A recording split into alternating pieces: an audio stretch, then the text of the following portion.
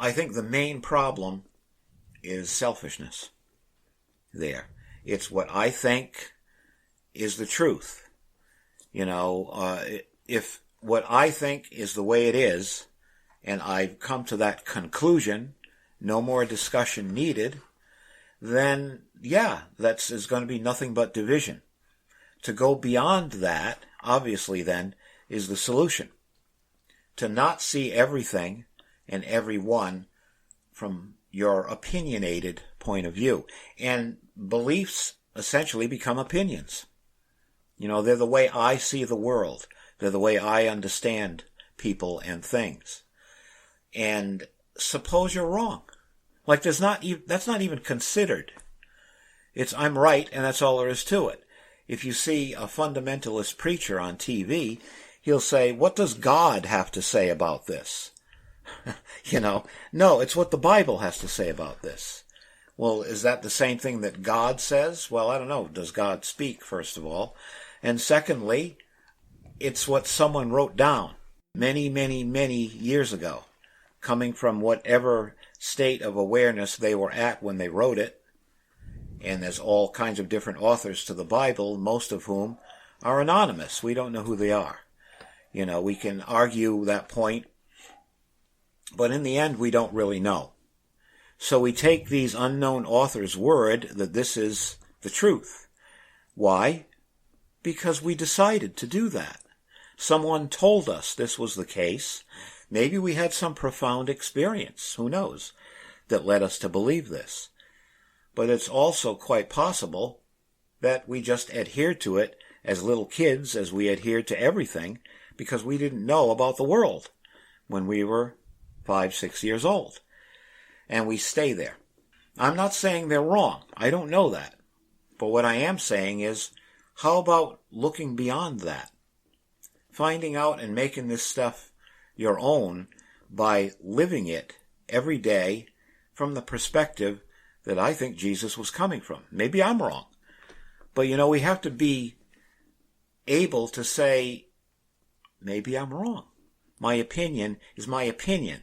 It's not fact. I think what's happening these days is people treat it as fact. My opinion is reality. And they'll back it up and justify it with all kinds of examples, as anyone can do with any opinion. So by narrowing down what's true and what isn't, we shut off so much that we could learn and could grow from.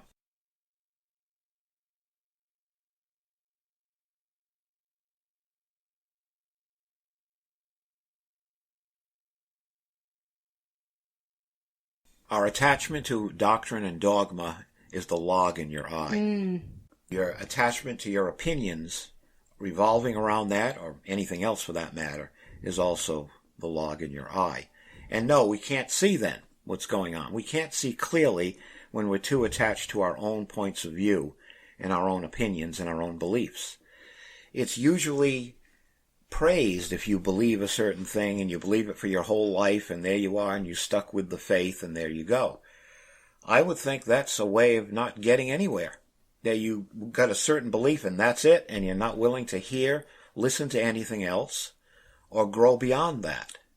Now the statement that's there in the New Testament may be true, but the way you understand that statement may change. The words may stay the same, but your understanding and your perspective should grow and deepen as to what those words are actually about. I don't see much of that happening. Again, I'm not saying it's not happening. I don't know that. But for the mainstream general public, I don't see it. Because all I see is more and more division based on a leadership that divides. Right now, anyway. And it's adversarial government, which gets us nowhere. And if we're adversarial in our everyday lives, we will get nowhere as well. We'll just go round and round in circles justifying what we think is true when it may not be. And we don't even stop to question whether it is or not because we've invested so much energy in that belief system.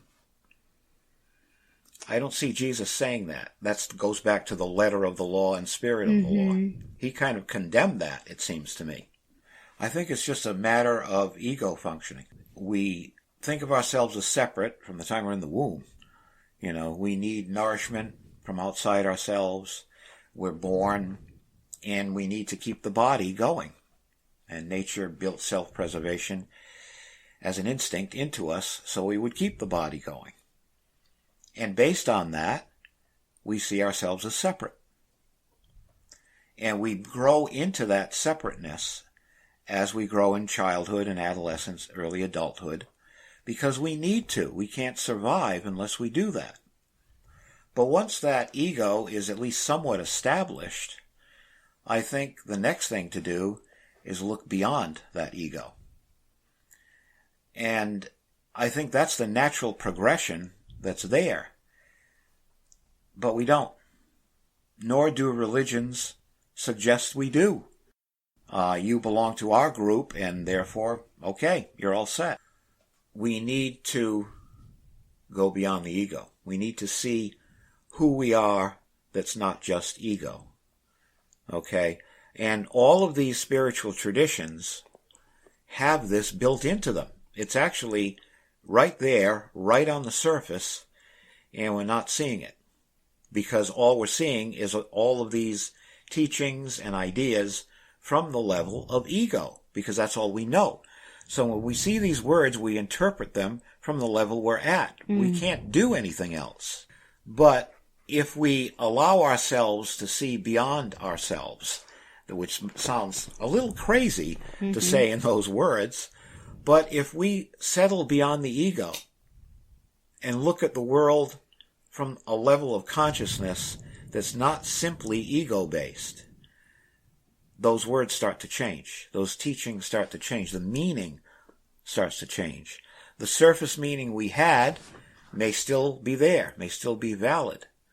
But it's kind of like if you look at, a room through a tube and you're talking to a person and you just see that person, you don't see the context of the room. All you know is the person.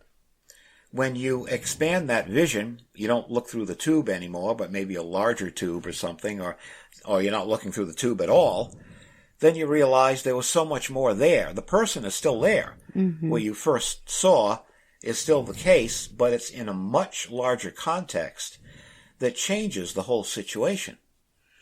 So I think it's that same thing. When you look beyond your ego or your opinions, and a simple thing to do is simply look at whatever you're attached to from the opposite point of view. You may not believe it, you may not like it, but take a look. Be willing to step outside of the little box that we've imprisoned ourselves in and see that maybe there's more than that box. Maybe there's more to these statements. Maybe there's more to a social movement, whatever it may be, than what you thought in the beginning.